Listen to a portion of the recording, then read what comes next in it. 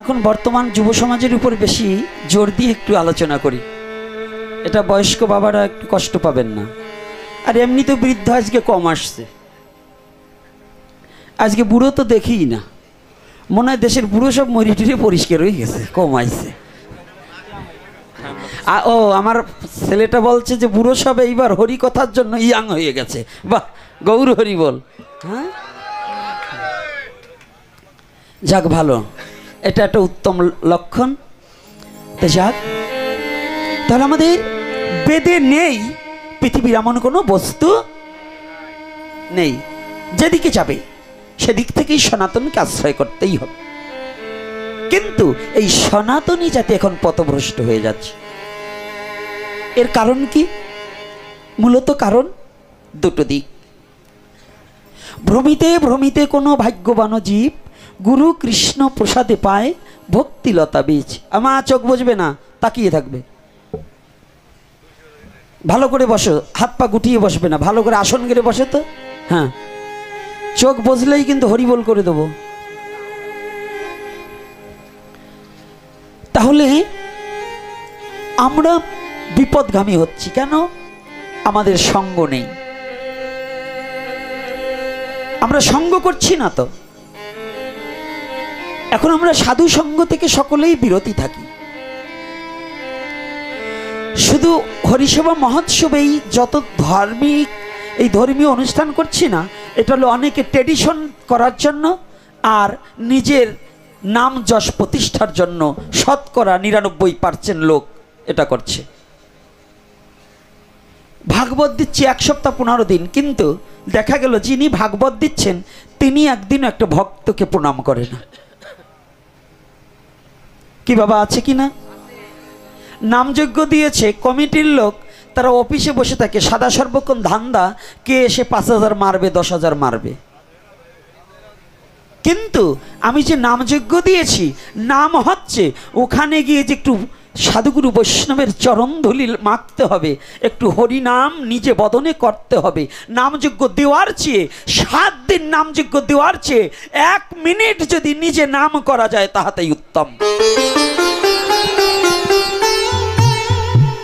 7 দিন নাম দেওয়ার চেয়ে একদিন যদি নিজে নাম করা 1 মিনিট করলেও হবে।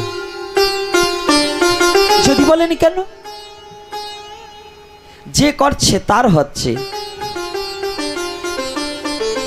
কিন্তু তুমি তো করছো না। তাহলে শ্রবণে কি হয়?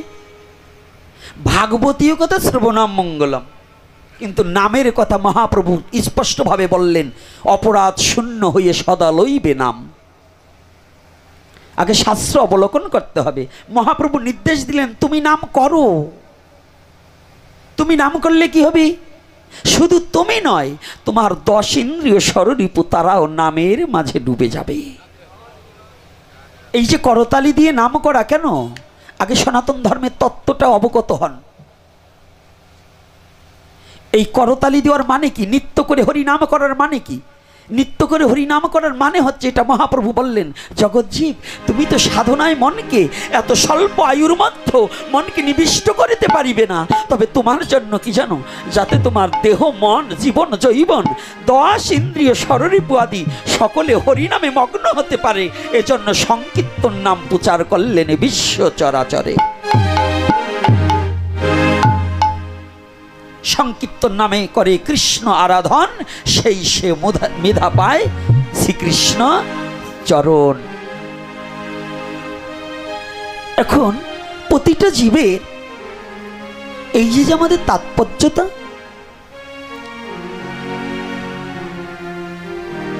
নাম আমরা দিচ্ছি কিন্তু নাম করছি না। কি বাবা, আমার কথায় কষ্ট হচ্ছে না তো? এখানে অনেক কমিটির বাবারা আছেন আমি জানি, কিন্তু কেউ কষ্ট পাবেন না আমার প্রতি। তবে নিজেদের যদি এরকম কেউ করে থাকেন তাহলে তার গায়ে লাগবে, আর যদি আপনি ভক্ত সঙ্গ করে থাকেন তাহলে তার লাগবে না। তাহলে উত্তম হচ্ছে ভক্ত সঙ্গ করা। 3 দিন যদি নাম দেই, সারাদিন আমি কালেকশন করব। অন্তত যখন সন্ধ্যা আরতি হবে, কমিটি নয় শুধু, ওখানে যত ভক্ত থাকবে সকলে উদ্দণ্ড নৃত্য করে ওই নাম সংকীর্তন করিতে হইবে। উদ্দণ্ডে নৃত্য করে নাম সংকীর্তন করতে হবে। আর ওই নামের প্রেম হিল্ললে যদি কোনো ভাগ্যবানের সাধিতে সাধিতে যবে প্রেমঙ্কুর হইবে, তবে তো কৃষ্ণ কৃপা অবশ্য লোভিবে।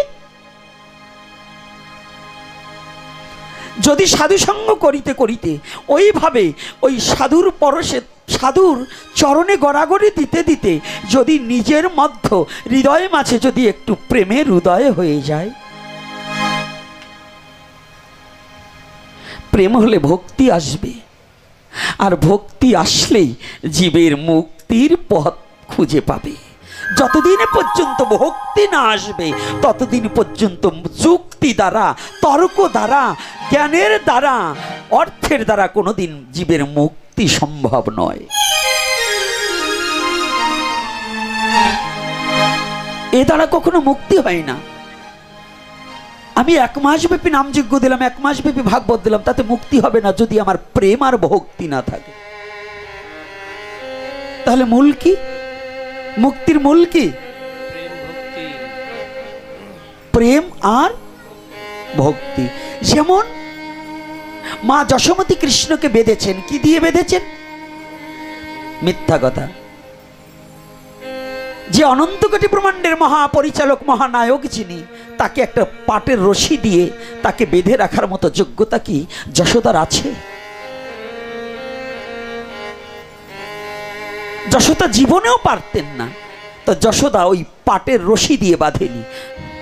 যশোদার দুটি, একটা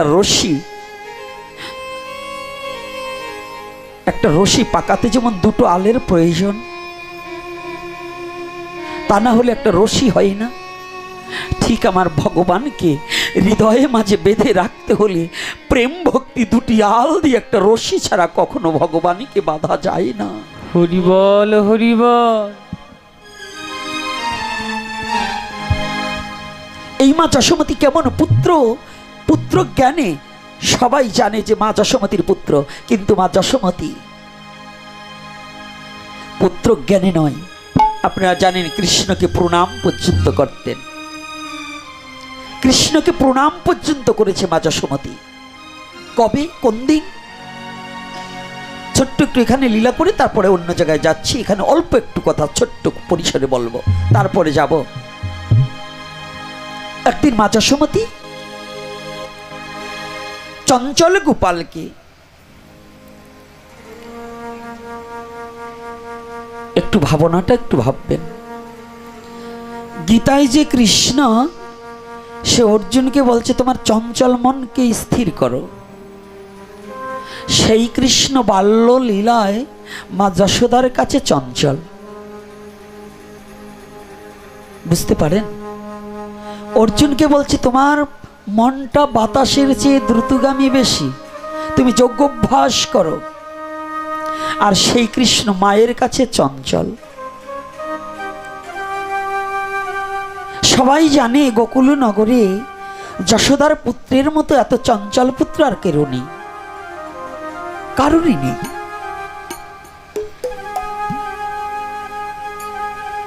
এটার উদ্দেশ্য ভগবান জানতেন, আমি যদি এই চঞ্চলতা না করি, চঞ্চলতা করেও এ বিশ্ব জগতে যশোমতী সত্যযুগের ধরা, ও যেভাবে আমাকে ধরেছে, ওর হাতে যেভাবে আমি ধরা পড়েছি, যদি এই চঞ্চলতা না করি, অন্য ভক্তরা আমার এই ভক্তের কাছ থেকে আমাকে সরিয়ে নিয়ে যেতে পারে। হরি বল, হরি বল। তাই আমি ওর কাছে বাধা থাকবো এমন করে পৃথিবীর সব মা সন্তান যত বড় চঞ্চল হোক, যত বড় নোংরা হোক, যত বড় সন্তানের গায়ে যদি ঘাও লেগে থাকে, সবাই ত্যাগ করে দিতে পারে, সবাই ফেলে দিতে পারে, কিন্তু মা কোনোদিন সন্তানকে ফেলে দিতে পারে না। তদ্রূপ মাতৃরূপে যখন যশোদাকে আশ্রয় করে বিশ্ব জগতে আমি প্রতিপালিত হচ্ছি, তবে মায়ের কাছে আমার থাকতেই হবে, কিন্তু অন্যের কাছে আমি যাব না। তবে যাব না তা নয়, এটা ভগবানের একটা গুপ্ত লীলা। যদি মায়ের মতো ভালোবেসে কেউ আমাকে ডাকতে পারে, যদি কেউ হৃদয় দুয়ার খুলে দিয়ে একবার কোনো ভক্ত আমাকে ভালোবেসে যদি আমাকে সমর্পণ করে আত্মচিত্তবন, আমি সেই ভক্তকে দিব দর্শন। কিন্তু আমাকে ভালোবেসে হৃদয় দুয়ার, মন্দিরের দুয়ার নয়। মন্দিরে বসে ঘন্টা বাজালাম, দরজা খুলে ভোর 4টার সময় উঠে স্নান করে দরজা খুলে দিলাম, কিন্তু হৃদয় দুয়ারটা খুললেম না, সেই মন্দিরে কোনোদিন ভগবান আসে না। ভগবানকে পেতে হলে ভোর 4টায় আমাদের জাগতে হয়। অর্থাৎ তোমার চতুর্বর্গের ফলাফলকে পরিত্যাগ করে দাও।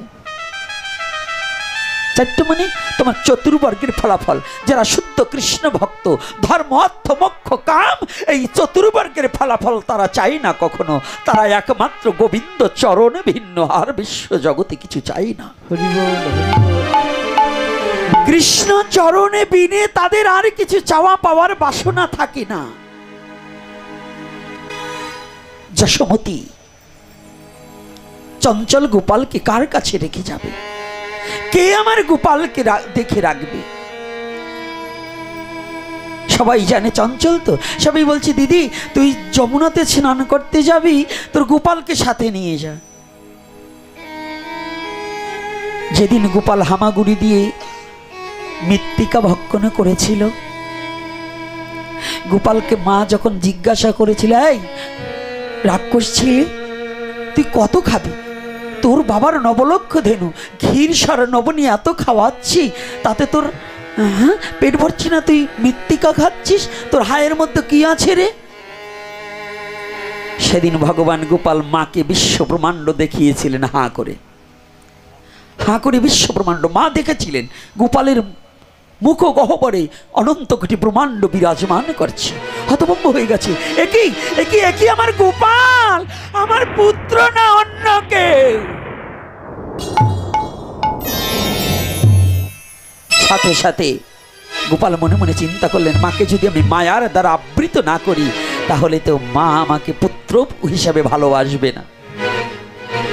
কিন্তু ঠিক আবার মায়ার দ্বারা আচ্ছন্ন করে রাখলেন, কিন্তু কিছুটা মা সচেতন হয়ে থাকলেনি।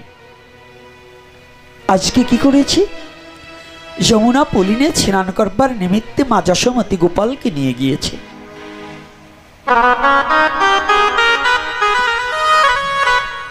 কিন্তু মা যশোমতী গোপালকে আগে স্নান করিয়ে পারে দাঁড় করিয়ে রেখেছে। আমাদের সনাতন ধর্মে নিয়ম আছে, স্নান করে সূর্য স্তুতি করতে হয়। আবার কেউ প্রতিদিন তর্পণ করে, পিতৃতর্পণ মাতৃতর্পণ প্রতিদিনই করা যায়। কি বাবা করা যায় না? যাদের মাতা পিতা হলো থেকে পরলোকে গমন করছে, তারা ওই উদ্দেশ্যে একটু জলদান করে। ঘাটে বসেও পিতা মাতার উদ্দেশ্যে জলদান করা বৈধতা আছে। মা যশোমতী গোপালকে উপরে রেখে এদিক ওদিকে না ঘুরে গোপালের দিকে হাত জোর করে দুটি চোখের জলে ভেসে যাচ্ছে।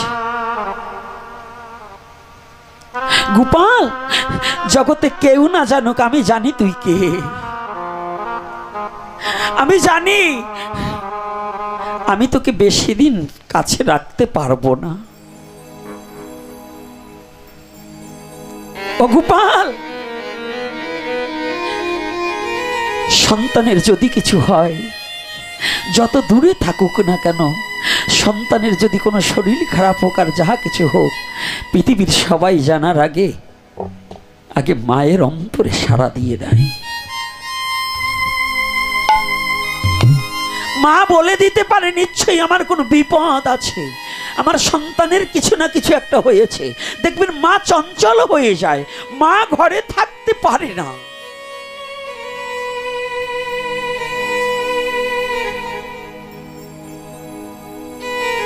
মা যশোমতী তদ্রূপ গোপালকে হারাতে হবে মনে আগে থেকে ইশারা পড়ে গিয়েছে।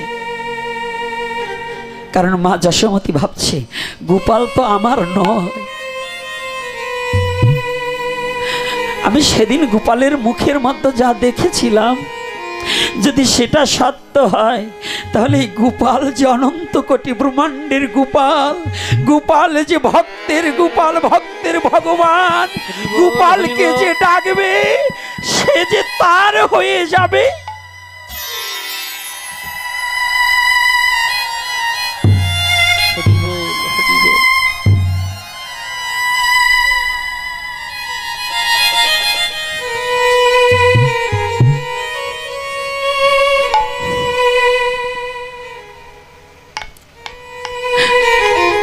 যখনই গোপালকে সম্মুখে রেখে দুটি চোখের জলে ভাসছে আর বলছে, গোপাল আমি জানি তুই আমাকে আজ না হয় কাল ছেড়ে যাবি, আজ না হয় কাল ছেড়ে যাবি, কিন্তু বল এই বিশ্ব জগতে তুই ছাড়া যে আমার আর জগতে কেউ নেই।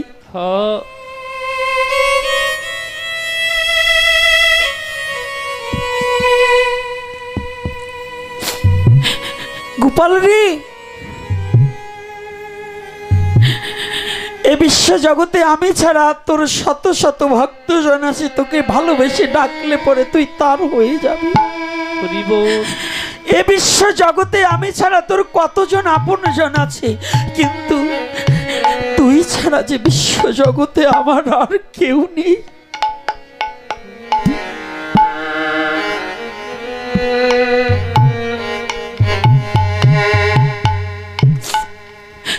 গোপাল তোর বদনে ব্রহ্মাণ্ড দেখি, ওরে কোটি গঙ্গা তোর পাই,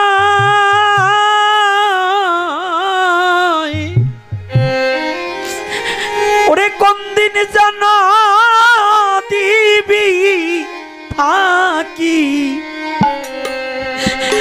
এই হতভাগী মা। গোপাল রে, গোপাল রে, তোর বদনে ব্রহ্মাণ্ড দেখি, এই ব্রহ্মাণ্ড দেখি রে,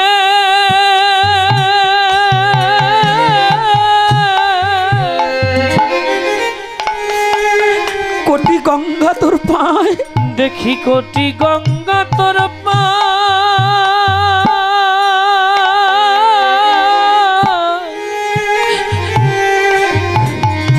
কোন দিন জানো দিবি পাখি, ওরে কোন দিন জানো দিবি,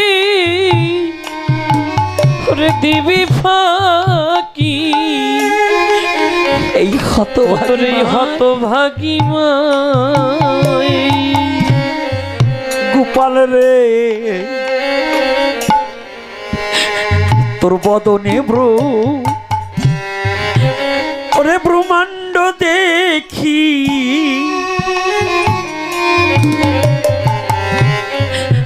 দেখি কোটি গঙ্গা তোর পায়,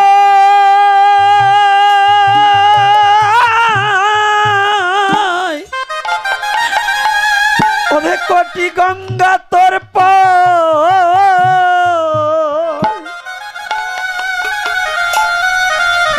ওরে কোন দিন যেন দিবি কি এই হতভাগী মা। প্রাণের গোপাল রে, আমি তোর বদনে ওরে বিশ্ব ব্রহ্মাণ্ড দেখি, জয় শ্রী রাধে, হা গৌর গোপাল রে,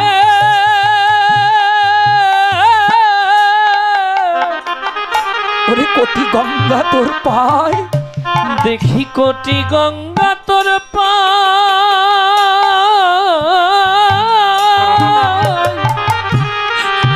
কোন দিন যেন দিবি রে ফাঁকি, ওরে কোন দিন যেন দিবি ফাঁকি এই হতভাগী মা, এই হতভাগী মাই।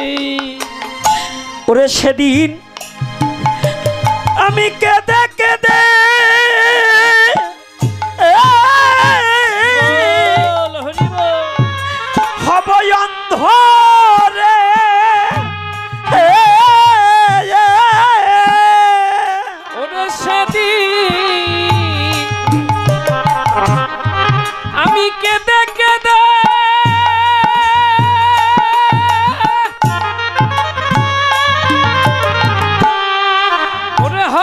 লম্ভরে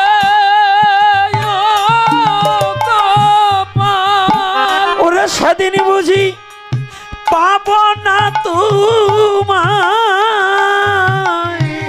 আমি পাব না তোমায়। ওরে গোপাল আমি পাব না তোমায়, ওরে গোপাল আমি পাব না তোমায়। তুই তো গোষ্ঠে যাবি রে গোপাল সারিয়া আমায়। গাছ দুটি চোখের জলে ভেসে মা যশোমতী গোপালের চরণ উদ্দেশ্য করে প্রণাম করেছে।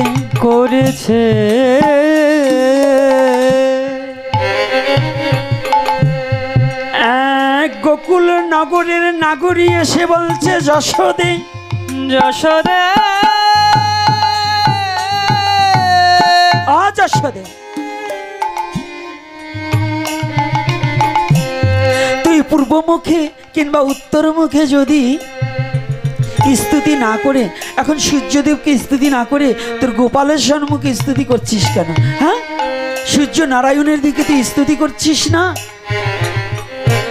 যশোমতী মনে মনে ভাবছে, আমি যদি এখন বলে দেই যে আমার গোপাল সাধারণ নয়, অসাধারণ, আমার গোপাল বুঝি সাক্ষাৎ ভগবান, এ কথা যদি বলে দেই, আমার গোপালের কথা যদি আমি বলে দেই, তাহলে আমার গোপালকে তো আমার হারাতে হবে। আমি এটা বলবো না। চতুরতা করে বলছে, দিদি আমার গোপাল তো বড় চঞ্চল, যদি গোপাল যমুনার জলে আমি অন্যদিকে স্তুতি করি যদি পড়ে যায়, তাতে না পড়লে পড়ে যদি আমি ধরতে পারি, এই জন্য আমার গোপালকে আমি সম্মুখে রাখি। রাধে রাধে। যে জন ভজে কৃষ্ণ সে বড় চতুর, যে জন ভজে কৃষ্ণ সে বড় চতুর। হ্যাঁ, তাহলে এই যে কৃষ্ণ ভজনের যে গতিটা, নাম করলে পাওয়া। হ্যাঁ, কারেন্ট আসছে না আসলে কারেন্ট আসেনি। তাহলে এই যে নাম করা, এই যে ভজন করা, যারা ভজন করে না তারা তো গোপাল সম্বন্ধে জানবে না। জানবে?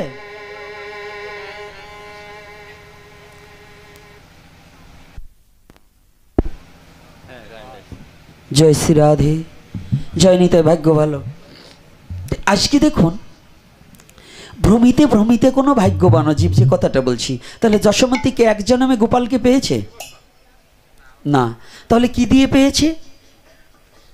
প্রেমযোগ ভক্তি, পুত্র রূপেও তাকে প্রণাম করছে। এই যে যে ভক্তি আর ভিতরে ভালোবাসার, ভগবানকে প্রেম নিবেদন করার যে মানে বেকুলতা আকুলতা, এটা কিন্তু আমাদের কয়জনের আছে? হ্যাঁ বলুন, একেবারে সত্য কথা বলবেন। ভাগবতে আসবেন, অনেক লোক আসছে, এই চল, না যাব না, চল একটু যাই, তাকে ধাক্কিয়ে আনতে হয়েছে। আর একজন আছে, সে শ্রবণ করেছে অমুক জায়গায় ভাগবত, দেখবেন সে বেলা থাকতে কত দূর হেঁটে চলে এসেছে। সে বাড়ি থেকে বলছে, তোমার শরীর খারাপ, তোমার যেতে হবে না, এত দূর হেঁটে যাবে না? আমি যাবই, আমার ভালো লাগছে না, ঘরে আমি বসে থাকতে পারবো না। দেখুন, দুটো আকুলতা বেকুলতা কেমন জানেন? একজন উদাসীন হয়ে যায় ভগবানকে ভালোবেসে, তার অর্থ সম্পদ কিছু না থাক, কিন্তু তার একটা বস্তু আছে, কি জানুন? যে সে পাগলের মতো ছুটে বেড়ায়, কোথায় আমার হরি নাম শ্রবণে যাব, কোথায় সাধু সঙ্গ করব, কোথায় ভক্তের সঙ্গ পাবো। আছে না বাবা? এরকম ব্যক্তি আছে না? আর একজন ঘরের পাশে থাকতো, ওই ঘর থেকে উঠে যায় না, কি আছে না? এই গ্রামেও দেখুন, এখন যেই দেখুন মোবাইল চাপতেছে, টিভি দেখতেছে, বাজে গল্প করতেছে, কুচ্ছ কথা বলছে, কিন্তু অথচ হরি কথার মধ্যে আসবে না। অর্থাৎ ওর এই পিপাসা হয়নি। পিপাসা না হলে হরি কথা শ্রবণ করেও কোনো লাভ হয় না। তবে শ্রবণে লাভ হয় না তা না, ওই আস্তে আস্তে যদি কোনোদিন কোনো বৈষ্ণবের কৃপা কারো প্রতি বর্ষিত হয়ে যায়, সেদিন হতে তার মানব জন্ম ধন্য হয়ে যায়। আর যারা ভাবছেন না যে আমি তো হরিনাম দিচ্ছি, আমার সব হয়ে যাচ্ছে, আমি তো ভাগবত দিচ্ছি, আমার সব হয়ে যাচ্ছে, আমি তো বৈষ্ণবদের খাইয়ে দিয়েছি, ওরে বাবা আমার বাড়ি যা খাইয়েছি 3 প্রকারের ডাল, হ্যাঁ, ছানার রসা, ধোকা, বড়ার রসা, খাঁটি দুধের পায়েস, দই, মিষ্টি, হ্যাঁ, ইত্যাদি ভোজন দিয়েছি, আমি যা খাইয়েছি বৈষ্ণবের বাবার পুষ্য জীবনে খেয়ে দেখছে। কি এরকম ব্যক্তি আছে না? আমার কাছে একদিন একজন গল্প দিচ্ছে, কয় বাজারের সবচেয়ে ভালোটা আমি নিয়ে আসি। তাই মনে মনে বলছি যে আজকে রান্নার হবে না। সত্যি সত্যি বাবা, সেই দিনকে যে রান্না করছি আমি রান্না করছি, ও এমন নয়, ভগবান তো দূরে কথা, ভগবানের বাড়ির কুকুরটাও খায় নাই। কথাটা বুঝতে পারছেন? দেখবেন রান্নায় বলে দেওয়া যাবে যে ওই বাড়ির কর্তার মন কেমন, রান্নায় ধরা যাবে ওই বাড়ির কর্তার মন কেমন।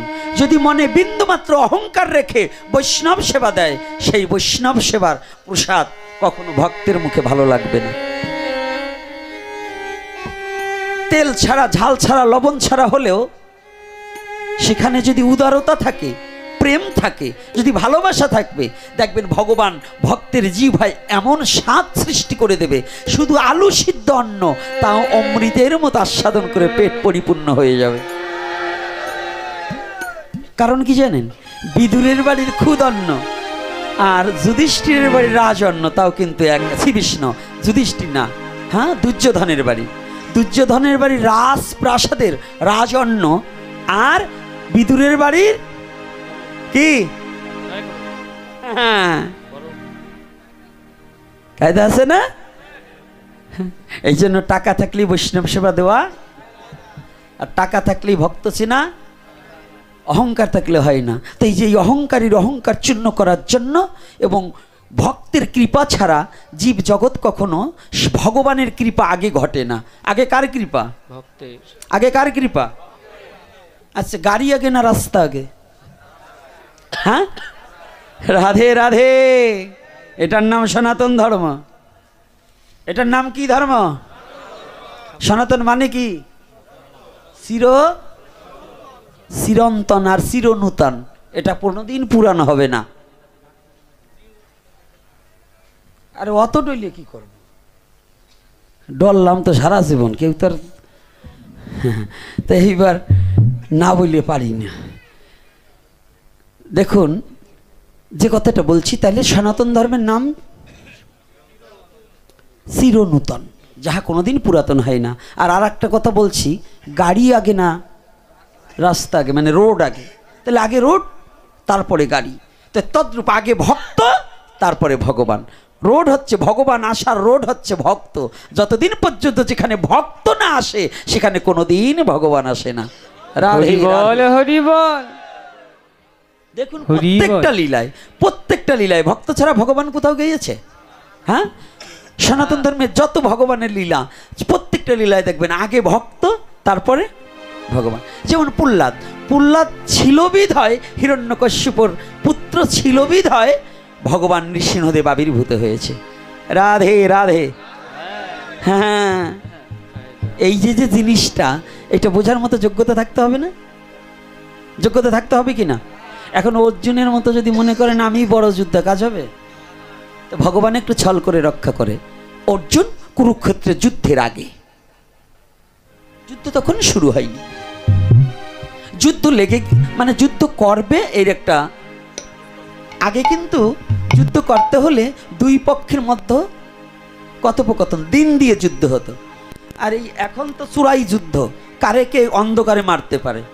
আর তখন হচ্ছে বীরদের যুদ্ধ হতো, কে কত বীরত্ব প্রকাশ করতে পারে, নাকি? হ্যাঁ, আর এখন কি আপনি ঘাটে পথে যেখানে যাকে পায়ে হত্যা করা হয়। আর তৎকালীন সময় কিন্তু এটা ছিল না। তাই যখন যুদ্ধের প্রস্তুতি চলছে, হঠাৎ করে ভগবান কৃষ্ণ দেখলেন অর্জুন আমার বন্ধু বটে, আমার সখা বটে, আমার ভাই বটে, কিন্তু ভগ্নিপতিও বটে।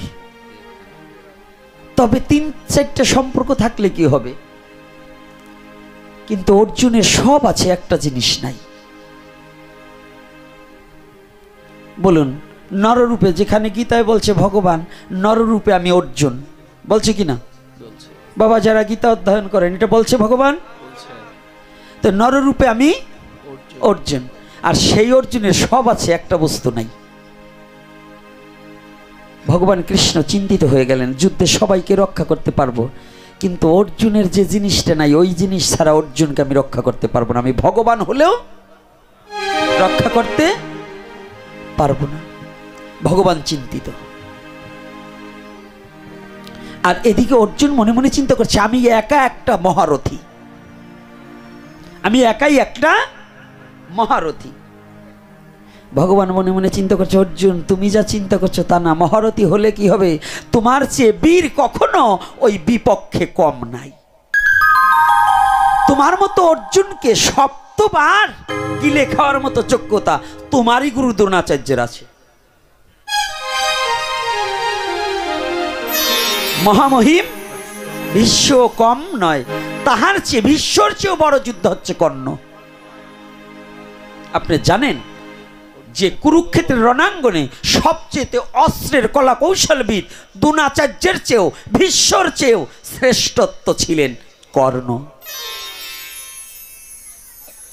আর কর্ণের মতো ভক্ত ওখানে ছিল না। আপনারা জানবেন ভগবান কৃষ্ণ কুরুক্ষেত্রের যুদ্ধে মাত্র দুবার কেঁদেছে। ভগবান কৃষ্ণ, সাক্ষাৎ কৃষ্ণ দুবার কেঁদেছে। একবার কেঁদেছে অভিমন্যু বধে, আর একবার কেঁদেছিল এই কর্ণ বধে। এটা মহাভারত অনেকে পড়েন, মহাভারত অনেকের সিরিয়াল দেখেন, কিন্তু মূল তত্ত্বটাকে হৃদয়ঙ্গম করতে একটু কষ্ট হবে। এটা একমাত্র গুরু কৃপা ছাড়া সম্ভব নয়। বই পড়ে পণ্ডিত হওয়া যায়, কিন্তু জ্ঞানী হওয়া যায় না। জ্ঞানী হওয়া যায়, আবার ভক্ত হওয়া যায় না। আর যদি ভক্ত হতে চাও, তাহলে একজন সদ্গুরুর কৃপা ভিন্ন কখনো ভক্ত হওয়া সম্ভব নয়। আপনি পড়েছেন, এটা কি টিস্যু, এটার নাম কি টিস্যু, এটাতে কি করতে হয়, এটা কোন কোন কাজে ব্যবহার করতে হয়, এইটা সম্বন্ধে যদি যেজন জানে তার কাছ থেকে যদি তত্ত্ব না জানে, এইটা যদি অপকাজে ব্যবহার করেন, মনে করেন যে আমি এই টিস্যু, সামনে জ্যৈষ্ঠ মাস, যাক দুধের সর হয় না তো আজকাল দুধে জল দিয়ে বিক্রি করে, সর পড়ে না তো টিস্যু কয়টা বিছাই দিয়ে সর মনে করে খাই, খাইলে পরে কি ডায়রিয়া না হয়ে পড়বে কি? এই যে যারা দুধ বিক্রি করেন, সামনে রমজান মাস, এই রমজান মাস যাচ্ছে, ঈদের দিন একটু ভালো দাম পাবেন দিকে দুধে জল দেন না বেশি, কি এরকম দেয় না? হ্যাঁ, দুধে জল, মনে খল, ওজনে কম, তার বিচার করবে জম। দুধ হচ্ছে সবচেয়ে পবিত্র বস্তু, তাহাতে যে জল মিশ্রিত করে বিক্রি করবে, তার মতো পাপী বিশ্ব জগতে হয় না। কারণ ওই দুগ্ধটা ভগবানের সেবায় যাবে। হোক একজন মুসলমান, সে দিন শেষে রোজা, সারাদিন রোজা করে রাতে একটু দুধ পাবে, সেইটার মধ্যে যদি অমৃতের মধ্যে যদি আবার ভেজাল মিশানো হয়, তার চেয়ে পাপী পৃথিবীতে কেউ নয়। সে তার সৃষ্টিকর্তার সাধন করছে, আমি আমার সৃষ্টিকর্তার সাধন করছি। আমিও তো দিন শেষে যারা একাদশী থাকি একটু দুধ খাই না, কি খাই না? সেইটা যারা ভেজাল মিশ্রিত করে বিক্রি করা হয়, ওই দুধটা ভগবানের সেবায় দেওয়া হয় না? তাহলে ভগবানকে যারা ভেজাল করে দিচ্ছে টাকার লোভে, একদিন ওর টাকা থাকবে না, ওর ভিখারিত্ব সারবে না, ওর অভাব যাবে না। জীবনে ওর স্বভাব ভালো না হলে অভাব কোনোদিন, কি মনে থাকবে তো? মনে থাকবে তো? তাহলে আজকে যেখানে যে বিষয়বস্তু খালি জানলে হবে না, আগে হৃদয়ে দিয়ে অনুভূতি জগতে নিতে হবে। এই জন্য তত্ত্ব মানে একজন তাত্ত্বিক গুরুর কাছে গ্রন্থ পড়ে আবার এই গ্রন্থর মানে জানতে হয়। 18,000 শ্লোক মুখস্থ করার মতো লোক আছে, কিন্তু ওইটা বুঝার মতো লোক খুব কম। এই কারণে কি করেছে ভগবান কৃষ্ণ, দেখলেন অর্জুনের সব আছে, একটা বস্তু নেই। সে বস্তুটা কি বলবো? না থাক, বলবো না। অর্জুনের কি নাই বলবো? হ্যাঁ না, ওনারা পাওয়ার নাই, ওনাকে কোনো কথা বলে না, এমনি দিয়ে একেবারে এই করে ওঠে। ক্ষুধে লাগছে? একাদশী যারা যারা আছে, আগমাগো একাদশী আবার আগামী দিনও আছে, বুঝতে পেরেছেন? এইবার না, ক্রোধান্বিত ভাবে যদি আপনি মনে খল নিয়ে যদি কন তাইলে হবে না।